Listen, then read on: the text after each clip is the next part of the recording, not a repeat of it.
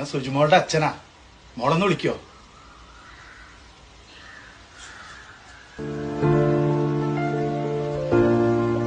മോള് സാരി എടുത്തപ്പോ വലിയ പെണ്ണായി. ഞാൻ ആദ്യമായിട്ട് അവള് സാരി എടുത്ത് കാണണേ.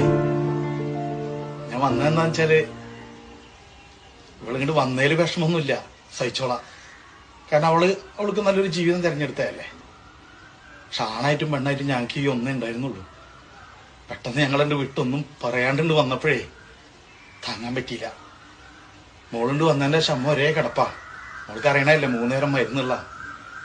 ഇപ്പൊ എന്തേലും ഒരു ഭക്ഷണം കഴിച്ചാലല്ലേ മരുന്ന് കൊടുക്കാൻ പറ്റുള്ളൂ. ഒരു വക കഴിക്കില്ല.